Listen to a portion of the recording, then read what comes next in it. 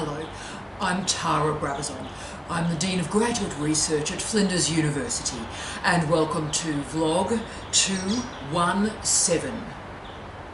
Shame.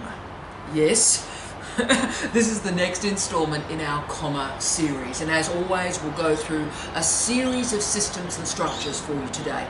We'll put in place some definitions of shame, then we'll move into how shame operates in universities, and we finish off with a much more buoyant, optimistic ending about how you can manage shame. And I've loved doing the research on this one. This has been very, very confronting, great research. I've discovered a remarkable field that I didn't even know existed, shame studies. Who knew that was a thing? I know it was a thing, shame studies, it's fantastic. And I really would recommend to you one of the finest books I've ever read, actually, and it's on the history of shame by Peter Stearns. Peter Stearns, remarkable work.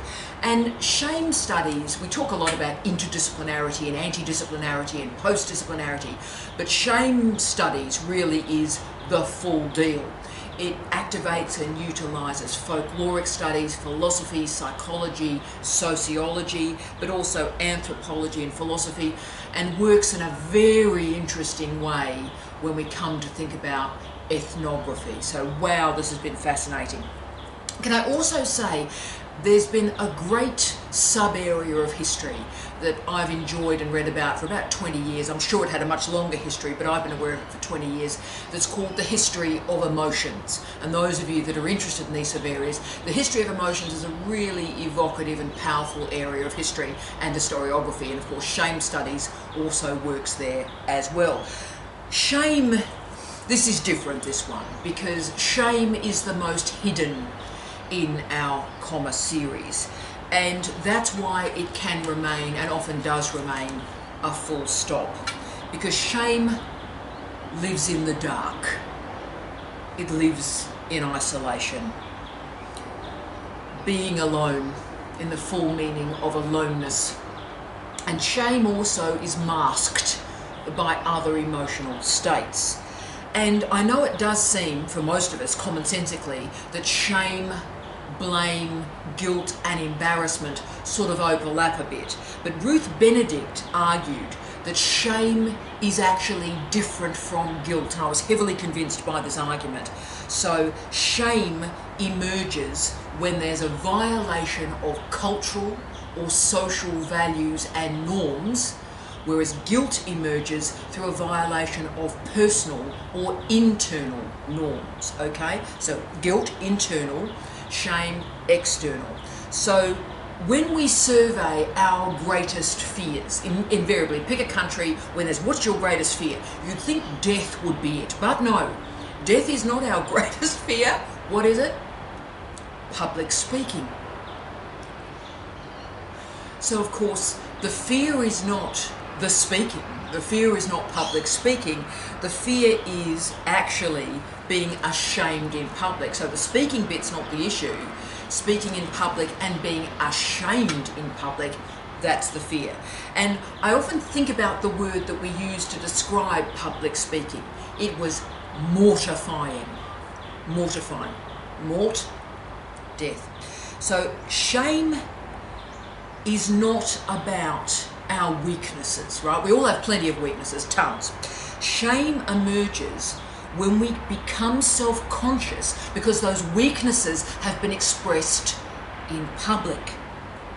So, examples, there's a lot of them. Think about corporal punishment. How could that even exist? Why would it exist? And of course, what corporal punishment is the public exposure and acknowledgement of our weaknesses. It reveals physical responses to shame, blushing, looking down, insular. You see people that are ashamed, that notion that they turn inward, and the desire to hide or to escape. And it tumbles pretty quickly into helplessness, into incompetence, inferiority, and this is going to be important for us, powerlessness. Okay, so shame is tethered to humiliation. So recognize here that shame is not an individual feeling. It's a feeling that emerges when our weaknesses are aired in public. Now, we all know the language, the sentences, the phrases that trigger shame. And of course, it happens to all of us, and of course, and this is important again, these phrases cascade from people that we admire, okay? So your parents, teachers, supervisors. I'm disappointed in you. You can do better than this. Is this the best that you can do? You'll never amount to anything. You're such a loser. You're never going to get a job. Now, when people say this, think parents, think teachers, think supervisors, then what happens is they might only say it once, but it replays endlessly in our head in a loop. And we all know the, if you will, enabling behaviours of shame. So name-calling, raging, criticising, blaming, but also threatening behaviours, which I think are almost worse. Belittling is a word we don't talk about a lot. Belittling. Teasing, manipulation, withholding, sarcasm is a big one. And also an interruption of our thoughts and ideas. You know those people that whenever we try and say a sentence before we've got to word 3, they come in? Shame. So what's going on here? Well, let's think about shame in popular culture, and there are a lot of examples. So for example, Cersei in Game of Thrones is a great example. Do you remember the Walk of Shame? Shame. Shame. Those of you that can't remember it, it was the nudie bit. Well, one of the nudie bits of Game of Thrones. Shame. Shame, she was nude and the weird hair and stuff. So, Walk of Shame. But also The Handmaid's Tale, of which the whole point is, I think, shame. And of course, famously, The Scarlet Letter in its fantastic original novel, but also the subsequent telemovies and also films. So I've chosen these examples intentionally because we are not born in shame. Shame exists in the space between the individual and the group, the individual and society. And that's the key. Here we go. Shame is the mechanism through which individuals are taught the normalities of a social group. So shame builds and maintains social hierarchies. Now, of course, Freud dismissed shame as a feminine attribute, bless, and as always, Freud, bless him, wrong. But as always with Freud, productively wrong, and he taught us something, perhaps what not he was trying to teach us, but actually he taught us an important lesson, because he led us to a truth by describing it as a feminine attribute or characteristic. Because as Stearns has shown us, socially dominant groups experience guilt. Shame is experienced by subordinate groups. So those who are configured as inferior experience shame. So shame we see in the history of agrarian communities, we see it through the Industrial Revolution to build up conformity. So shame is about regulation. Now, most obviously shame is used in the regulation of sexuality, but it also permeates through all levels of education, from early childhood right the way to doctoral studies, a PhD program. So think about, for example, the dunce cap. Think about the student who is marginalised, left in the corridor waiting to speak to the headmaster. Think about the naughty step, corporal punishment, right? So most of us also have seen throughout our undergraduate degree when shaming was used by lecturers, was used by academics. And I'll give an example of one of my truly great mentors. I won't mention him, but he was the great teacher of my life, a wonderful Scottish historian from Edinburgh, so that beautiful, gentle accent. And he was a great academic, and he taught me in first year right the way through to my honours degree. Remarkable man, gentle man too. Gentle, kind, caring, brilliant man.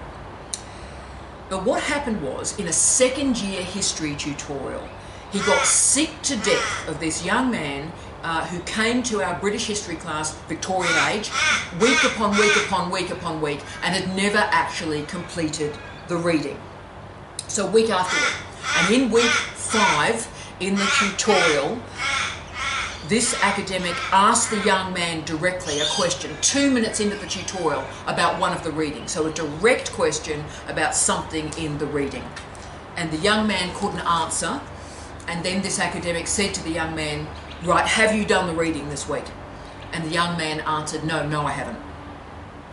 And this kind, very gentle, very quiet, benevolent British scholar excluded this young man from the tutorial, removed him from the class in front of us all, and told him not to come back to this tutorial until he'd done the reading. That young man never returned to the tutorial and in fact left the university.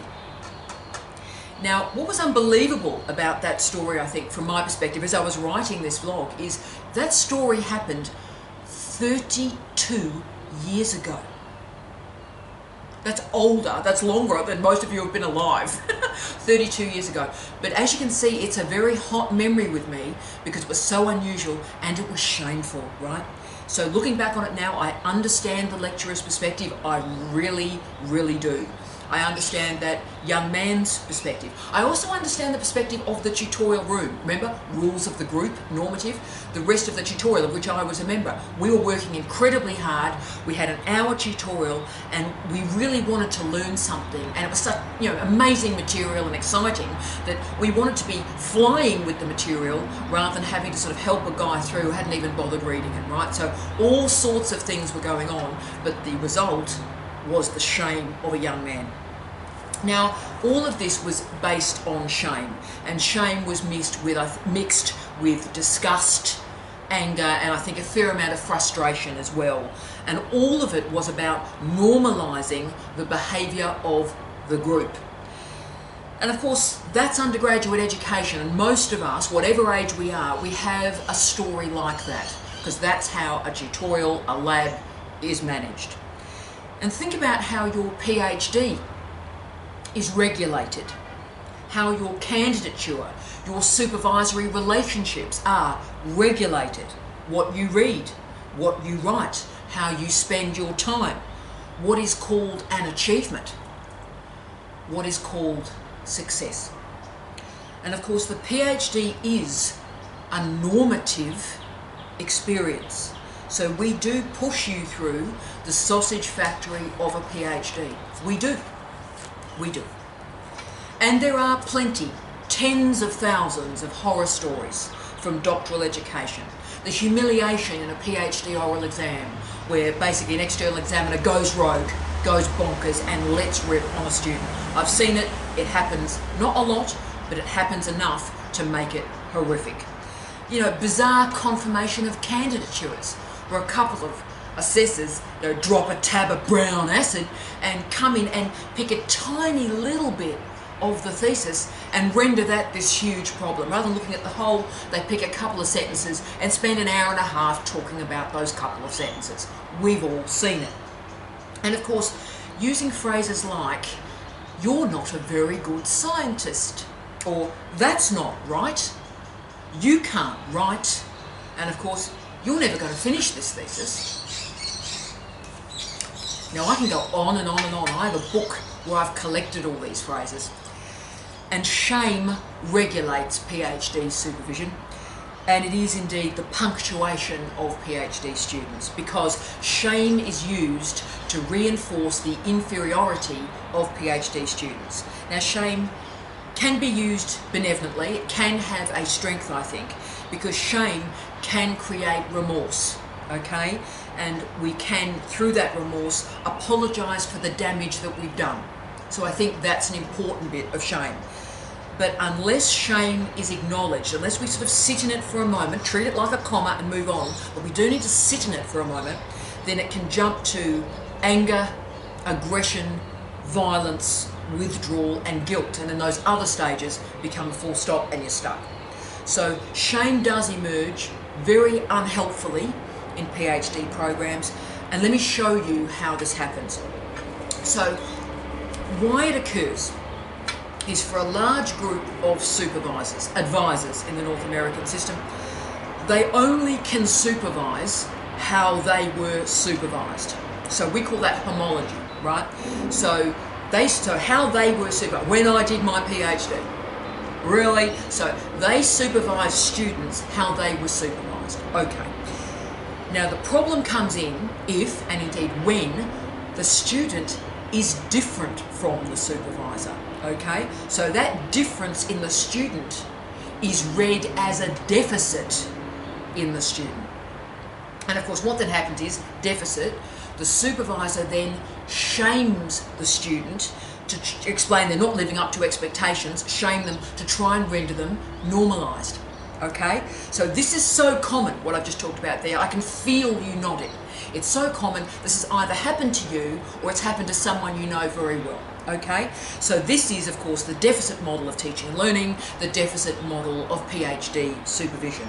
And it lives in our universities and it lives in our doctoral programs. But of course, any supervisor who assumes, in fact any scholar to be frank, but any supervisor who assumes that there's a singular way of doing a PhD, a singular methodology, can you imagine? A singular way of reading, a singular way of writing, they are deluding themselves. Also, you'll find a supervisor uses language in meetings all the time that's geared to pull you down. No, that's not right. You can't do this. Or my personal favourite, you're useless. You're useless. Okay. So shame emerges when we fail to meet the values expected by others. But it's also, for me as Dean, a sign that a deficit model of teaching and learning, a deficit model of supervision is in place. And always remember one of my favourite statistics in doctoral education, and luckily I read it very early in my tenure as Dean. And my favourite stat is the intellectual ability of the students that are TRIT, the students that leave the program, and the students that finish and go under examination. Their intellectual ability is the same. Students that leave, students that pass, their intellectual ability is the same. So in other words, people leave the program not because they're lacking intelligence. They've got the intelligence. They're leaving for another reason. And of course, then it gets worse. Who are the groups that leave? More women than men, students with an impairment, student with a disability, students of colour, older students. Okay, so shame emerges not because the students can't do the work, but because they're not doing it in a way that is validated by the supervisor. And that is why, of course, we train supervisors. We ask, nay demand, that supervisors do professional development so that they learn about a diversity of approaches in teaching and learning and supervision, so that they don't just supervise as they were supervised. And also they don't assume that how they were supervised has any relevance or value for what's happening now. Because remember what was occurring 20, 30, 40 years ago. A student in a PhD program left school, did an undergraduate degree, did honours in some systems, did a coursework masters in other systems, and then went straight into a PhD. That was the normative model. That was my model, okay? Now, supervising that student that went straight from school right the way through to a PhD program is completely different from supervising a 63-year-old nurse in Alice Springs. They are different andragogical experiences. So respecting those differences and knowing that there are thousands of ways to do a PhD, that's the key. Professional development is required. But say you are living this team right now. So there'll be people out there that maybe are getting upset, and I understand that this is your lived reality today, right now. You are living in and with shame. What can you do? Here are 5 things you can do today to treat shame as a comma and move on with your life. Let's do it. 1, most importantly, sit in shame and name it as shame. Because shame is so dreadful in our lives, we spend most of our lives trying to not actually be in it or acknowledge it, right? We avoid shame at all costs. So to avoid shame, we all do bonkers things. So, you know, we eat too much, we fall asleep, we go, I need a nap, drink too much, drugs, watch mindless television, listen to music, flick through Instagram. You do anything rather than actually sit in it and understand what's occurring. And also what happens, besides denial, is we sit in another comma state. So we move immediately to anger or guilt or fear, right? And then we just get trapped. So shame needs to be treated as a comma and then transformed, directed into action. So shame can mobilize us. So what happens is we need to translate shame into something else. We need to move from shame to compassion. But shame gains power over us when we attempt to conceal it. So don't be ashamed at shame. Know that it is being used in education to mark you as inferior. Know that and call that out. And recognize why shame is being used. And therefore, start to address the power imbalance. Remember that the shame is sort of a byproduct. That's all it is, a byproduct of unequal relationships. So when you have the experience of shame, you know something's going wrong. So start to address the power imbalance and call it that. Call it that. If you are being shamed, call it that, and then translate A into compassion, but B, address the power matter, which leads to 2. Name and understand invalidating environments. I'm talking about particularly environments that lack support. So that occurs when a student is invariably labelled as wrong. You know those situations where no matter a student say to me, no matter what I do, I seem to be doing everything wrong. Is that happening to you? Yeah. So you're supposedly the problem, you're not good enough, you. So you're in an invalidating environment.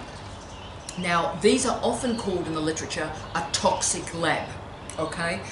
It can also be, and I've seen this a lot, a toxic cohort or environment that encircle a supervisor. So one supervisor has created a little gang of people through homology, just like him or her, and they then use that little gang to attack anybody that doesn't belong. Now, in this environment, to summon the cliche, everything that you do is wrong. So shame in these contexts disrupts activities. So what you need to do is you can say, oh right, you are shaming me because you see me as not belonging. If you actually speak the words, then that creates some confusion in the group. It shakes it up a little bit, and that's important. But most importantly, it allows you to sit and claim your confidence. Because if you sit in an invalidating environment, if you sit in a toxic lab as that person on the outside, then you're not going to be able to think clearly, okay? Sometimes you will lose the ability to even talk. So a lot of people are so ashamed in these environments that they're just silent, yeah? And also paralysis. So you're so ashamed that you can't even act to preserve yourself. So at that point, what you need to do, okay, if this is you today, if this is you, you need to get advice outside of the system. You need to move outside of the group. So if your lab, if your research group is running on shame, that group is not going to solve your problems. You've got to go outside of it, and through mediation and some pretty tough talk, that group can be challenged and changed. So you'll need to change the rules of the game, and you can't do that on your own. Get powerful people to try and help you. So if you require a little bit more information about the proxies for shaming that exist in your learning environment, look for perfectionists, look for people pleasers, look for really aggressive behaviour, and also look for the distraction techniques that might be used in the lab in social environments. So if there's a lot of drinking happening in your lab or in your environment, it's a sign that something else is going on. Okay, 3. Recognise the value of satisfaction. Now, being satisfied has got some pretty bad press, and I know it seems a bit like a booby prize, you know, like I could be happy, I could be excited, whoa, yeah, come on. But instead, I'm satisfied. But actually, satisfaction is incredibly important in a doctoral program, because perfectionism is the enemy of a PhD. Perfectionism is the enemy of a PhD, because perfectionism gets in the way of you finishing a PhD. But satisfaction is your friend. And what else is of value in satisfaction is it is a state or a value that you can give yourself. You're not relying on a supervisor or a peer or a referee to make you satisfied. You can give that gift to yourself. So at the end of a good work day, you can nod, smile and say, I'm satisfied with that, I'm satisfied. And that allows you, of course, to manage your self-worth through focusing on what you have achieved, actions. And therefore you move your sense of self from a competitive environment with others to satisfaction in and for yourself. 4, big one. Learn to separate emotions from thoughts and thoughts from reality. When we are in extreme emotional states, like shame, like fear in particular, we just feel overwhelmed. But emotions are not thoughts. So it's very important that you feel your emotions. So an emotion, that's important, feel it. But feeling and thinking are different. So recognize how you feel about yourself can and should be different from how you think about yourself. So in a doctoral program in life, in a doctoral program, separate emotions and thoughts. Feelings are important. Don't stop them, but instead understand them. So start to translate your emotions into thoughts. But don't stop there. Also start to moderate your thoughts by asking yourself, are my thoughts real and true? Therefore, start to create some separations in your life. Don't assume that what you feel is real, and don't assume what you think is real. Do the hard yakka and separate out emotion, thinking, and reality, and then work to build the connections between them. 5.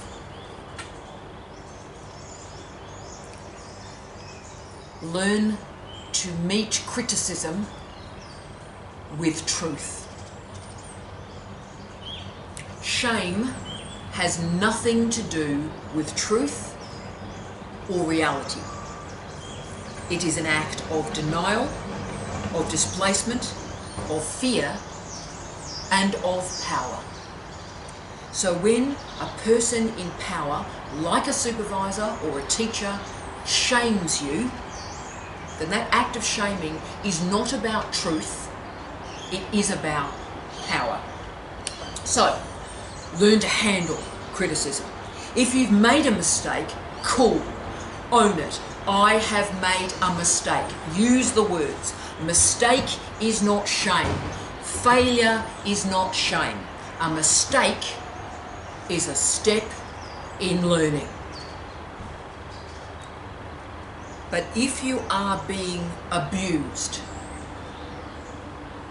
then call it out, and call it out accurately. create boundaries, reinforce separateness. A PhD supervisor or advisor is a PhD supervisor or advisor. They're not your friend, they're not your parent, and they sure as hell aren't your partner. Difference. Separation. Yeah. So what exists under shame is inferiority, incompetence, inadequacy. So therefore, be what Andrew Morrison described as, and I love this phrase, quote, shame sensitive. Shame sensitive. Recognize it in yourself and give yourself a break. Give yourself a break. You are a PhD student. You're learning. You're learning. You are not an experienced researcher. You make mistakes. And making mistakes, that's not a moment of shame. That's a moment of learning. So don't be passive in sitting in shame and accepting it as a full stop. Use it in your life as a comma. I wish you love, light, and peace. Tia.